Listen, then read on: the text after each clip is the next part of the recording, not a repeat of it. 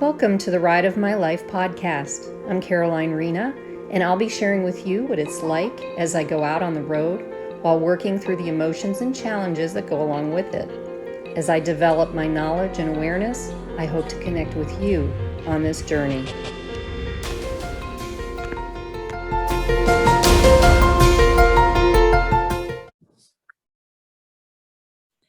Hey everyone, I'm Caroline Rena. Welcome to the Ride of My Life podcast. This is season 2, episode 1, and I was able to take, or I needed to take a bit of a break, about a week or so in between to finish getting ready, taking care of the stuff I needed to buy and sell and all the stuff I was working on, and even some of the anxiety or whatever that I was going through about leaving, those types of things. So I just wanted to share what's been going on between the time before I left, when I left, and now. And I can tell you that, and a lot of people wouldn't probably get, the understandings of the trappings of the feeling of trauma within the body, which is what I'm coming into contact with right now and learning about and working through little by little. But there are things that are apparently, there are things in our, not necessarily our psyche, but our physiology that are very, very deep, and they've held on for a long time. And there are things that, like when I am feeling anxious, or, when I was getting ready to leave and saying goodbye to my friends, and it was really, really like I could feel my body just kind of tightening up, and I could feel it shaking inside. And I've learned since I started all this stuff that the best thing for me to do is exercise because it gets that energy out of me. And I haven't really had time to do that as much as I could. And I have had time. And in some cases, when you're right in the middle of feeling these feelings coming up, and the emotions and the anxiety or whatever, sometimes you just don't want to, and I ran into that. And so basically what was going on was, now just to give you an example, I am not on the road. I'm not on the road, full time. I am right now prepping all these things because I want to do something later, which will bring me out on the road, maybe more full time. And in the meantime, what I'm doing is just doing my healing work to bring me to that point, because I'm pretty sure where I'm at right now that being on the road full time would not be a positive thing not, how do I say this? It's not really negative. It's more like the anxiety is not going to help, to be out there full time. There are a lot of things that you need to know. There's a lot of things that you have to be prepared for. I learned an awful lot about, especially winter full time. People who are out there nomading it full time in the winter, they are using things like reflectix, because windows in the wintertime get very cold. And reflectix is an insulator that is used in homes, but people will buy it to cut out to the shapes of the windows to help insulate the inside of the vehicle. And it's a very interesting process that these folks are doing, that they go through. And you see all these great, beautiful pictures of these van life things and whatever. And that's not, I've talked to a lot of people, and that's some cases. That's cases where, they may not necessarily be out on the road full time, and they might, I don't know, but that's an easy way of doing it. That's when you're in a good space and, you're just doing traveling like you would do in life. I did want to clarify, for some of you, I've been asked if this van behind me is mine. It's not. It was a picture I found, but I thought it was kind of cool. So, it works for what it works for. So anyway, I do have a Subaru that I'm driving in right now, which is wonderful, but I'll also share that part of the story too. So what happened was I actually left on the 10th, which was Monday a week ago. And that was an interesting trip. I had plenty of opportunities to lose it because now here I am, leaving. And I basically, got in my car, everything was going great, everything was on time, which is one of my things in life is, I have a belief system that I don't have enough time to do things. So I was concerned a bit about the drive because I didn't know how or what or, whatever. So I'm working with the trust and all this stuff. Anyway, so I get in the car, I go to the gas station, everything's great. I turn the car back on after getting gas, and my Apple CarPlay, which is part of the system in the car, wouldn't work. And of course, in normal circumstances, not driving, however many 800 miles, that would have been okay because I'm sure I would have figured something out.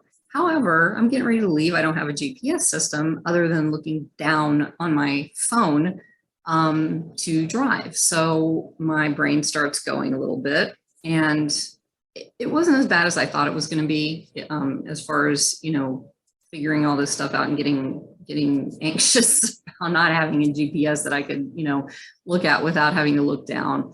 And I really wanted the music, something to keep me awake the whole time, whatever. So it stopped working, and I was able to reach out to a friend for some, breathing guidance, that type of thing, kind of a little bit of help. And also I was able to gently guide myself through something that probably could have gotten much worse, but it didn't. So all that's good stuff. So anyway, I had read in one of my books that I have been looking at. It's called, hang on, I have it right here. And here I go, dipping into the bottom. It's a good book for those of you who may have or think you have complex PTSD. It's not going to work. Here it is, Homesteading in the Calm Eye of the Storm. And it's written by, let's see if we can get his name up there. Nope, Pete Walker. He's a therapist. This happens to be his memoir and everything that he went through and how he got out of it. He became a psychotherapist, and it's a really good story. But anyway, so there's a quote in there, that part of a quote that I found. I didn't do the whole thing, where I said, when traveling is made too easy and comfortable, its spiritual meaning is lost. And I'm like, yeah, okay, that's perfect. So there's quite a bit of that going on with the spirituality of this. And with trauma, there's quite a bit of the physiological response of the fears or anything that comes up also. So that's kind of what I've been looking at on this part of the trip. Anyway, so I ended up leaving and becoming 2 hours behind. So it normally would have taken about 60 minutes to get from South Florida to a place called Vero Beach and to the Subaru dealership there to find out what was going on. I ended up having to stop and, calm down and, because I didn't know what was going on or what was about to happen or whatever. So I walked through it. Yay, good news. And I could have used my atlas, which I've had since 2006 when I bought it, and I forgot I had it. The challenge would have been, though, what I do with this atlas is I mark out everywhere that I've been in the US along the roads as best I can, because they're hard to see in an atlas compared to, they're more specific, obviously, in GPS, and then the actual towns that I've been to. So I forgot I had that. So that wasn't an option, but I just wanted to share that I use that. I think it's kind of cool that I've kept it all these years.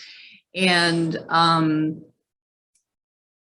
So needless to say, like I said, I was 2 hours behind. I ended up stopping at the Vero Beach Subaru dealership and was looking to talk to just even one of the salesmen, because I had called the service department, and they that was just a strange, they were like, oh, I don't know what's going on, and I just asked if I could, bring it in, and they're like, oh yeah, we're backed up for 2 days or something. So it's a small area. I guess it's a small dealership. So I'm like, all right, fine. I'll just talk to the salesperson. So he was really nice. He came outside with me and said, hey, I'll just plug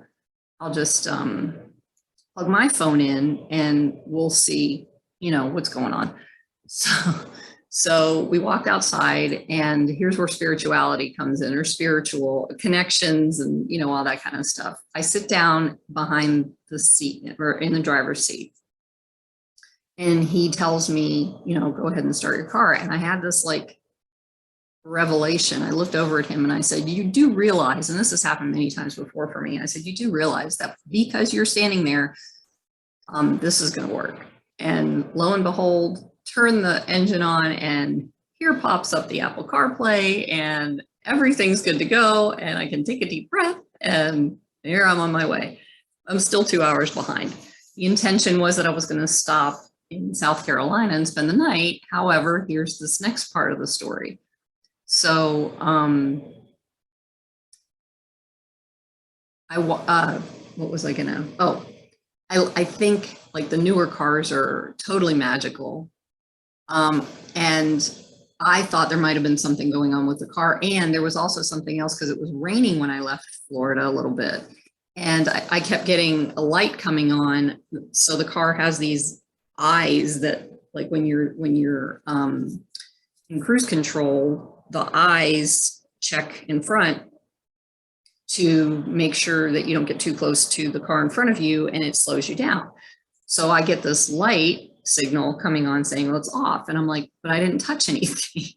So I'm like, that's going on too. And I came to find out that that's actually when it's raining, the rain gets on in front of, the lights, and it doesn't register. So I thought it was mechanical. It was not. We're all good with that. So the magic of the computer systems in the cars are beautiful, and they're also temperamental.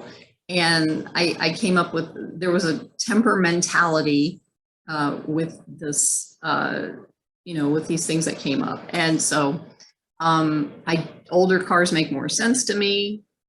You don't have all these gadgets and whatever, and computers are great, but when it doesn't work, you can't do anything else. You can't even barely go back to the way you could have used it in another car. I had another car that was a Jetta, an older Jetta. So when you plug your phone in, you can still, put it onto the, I had it on the dashboard on a thing, but you can't do that in the Subaru, because if you put it on the vent, it knocks into the screen, and it messes with the screen, and it doesn't work that way. So you can't put it up. You can't, it was a mess. So luckily everything worked out and beautifully. And anyway, by the time I got done with all that, it was 9 o'clock. I had actually left the house at 6:15 and managed to start continuing my drive. So it's getting colder as I drive up north, not horribly. I mean, it went down to like the 60s from 78 when I left in Florida, and dropped down to the 60s in northern Florida, and then a little bit colder in Georgia.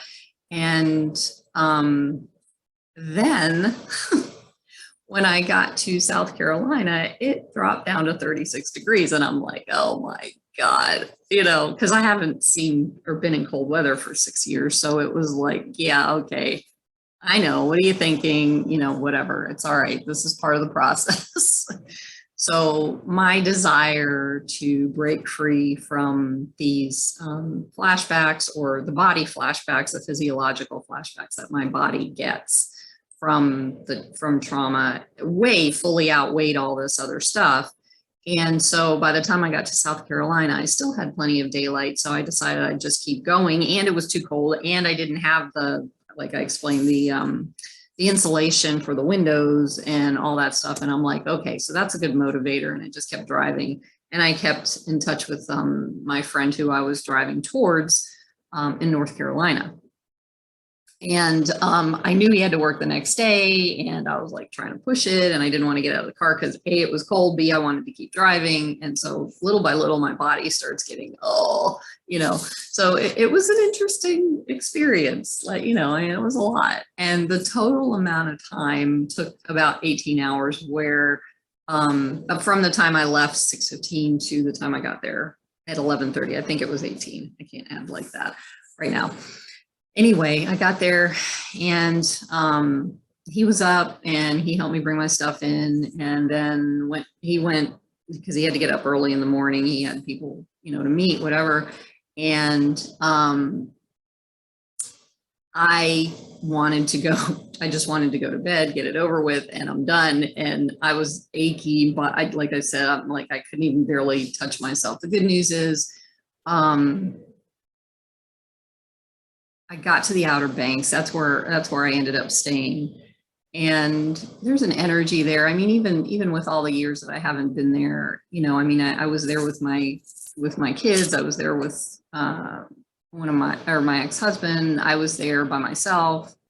And it always brought something out of me, like creativity. I could write. I wrote poems, everything over there. So I don't know what it is about that place, but there's something about it.